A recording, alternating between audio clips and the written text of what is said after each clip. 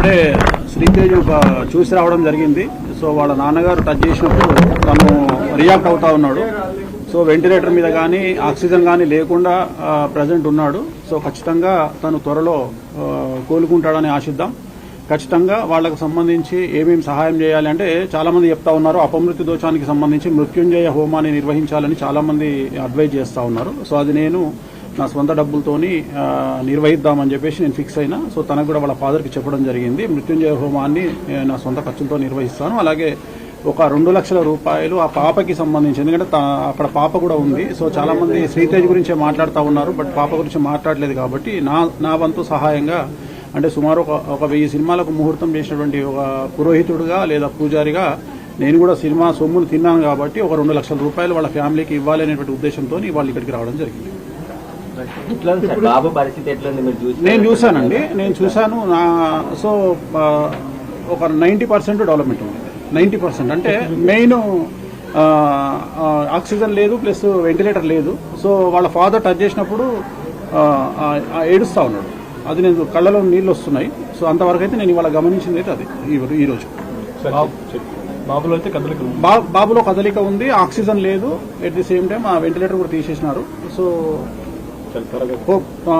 ఒక నెల అటు ఇటు అయినా ఖచ్చితంగా కోలుకుంటాడు అనేటువంటిది నా ఉద్దేశం. దానికోసమే మన మృత్యుంజయ హోమాన్ని కూడా ఈ వారంలో నిర్వహించడానికి నేను నిర్ణయం తీసుకుంటాను.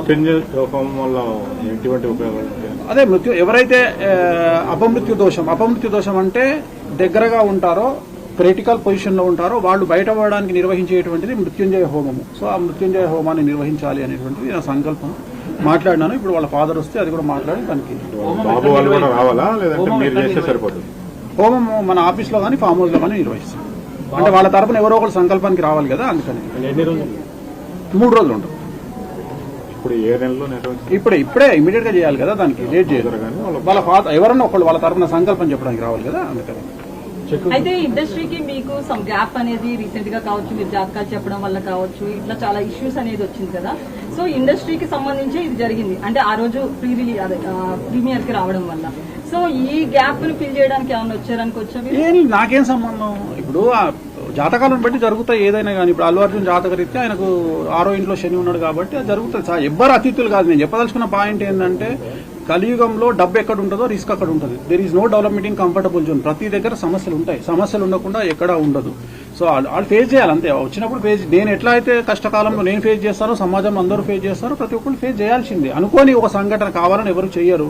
సో లక్షల మంది గ్యాదర్ అయినప్పుడు, 1000 మంది గ్యాదర్ అయినప్పుడు కొన్ని ఇన్సిడెంట్స్ జరుగుతాయి. జరిగినప్పుడు అల్లు అర్జున్ జాతకం బాగుంది అని ఇప్పుడు కూడా చెప్తున్నా. మార్చి వరకు బాగాలేదు, మార్చి 29 నుండి బాగుంది. షష్టగ్రహ కూటమి అనేది చాలా మంది మీద చూపిస్తుంది. లాస్ట్ టైం చెప్పినప్పుడు అప్పుడే బాగుంది. ఇప్పుడు కూడా చెప్తా ఉన్నా నేను. ఇప్పుడు కూడా అదే మాట మీద ఉన్నా. జాతకం బాగుండడానికి ఇలాంటి ఇన్సిడెంట్లకు సంబంధం లేదండి. ఇలాంటి ఇన్సిడెంట్ వేరు. దీనివల్ల ఆయన ఏం నేర్చుకుంటారు, ఫర్దర్ గా ఆయన ఎట్లా బిహేవ్ చేస్తారనేది ముఖ్యం తప్ప ప్రతిదీ మన జీవితంలో తప్పులు, సమస్యలు అనేటువంటివి మనం మారడానికి, మనం ఇంకో 10 మెట్లు ఎదగడానికి అవకాశాన్ని ఇస్తాయి.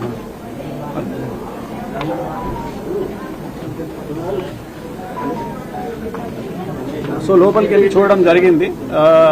సో నేనైతే చాలా నమ్మకంగా ఉన్నాను. ఖచ్చితంగా బాబు ఆరోగ్యవంతుడై తిరిగి బయటికి వస్తాడు. సో ఎటువంటి అనుమానం లేదు. ఇప్పుడు వాళ్ళ తండ్రి ఇలా చేయి వేయగానే ఇమీడియట్ గా కళ్ళు తెరిచి చూసినాడు. సో మేమిద్దరమే ఉన్నాం లోపల.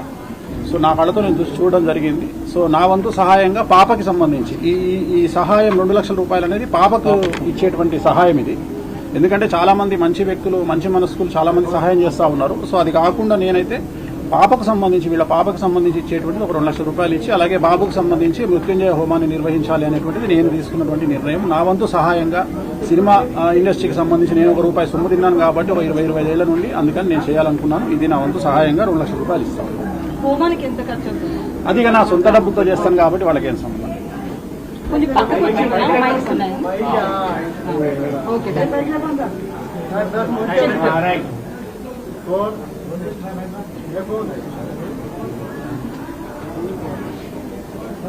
Okay.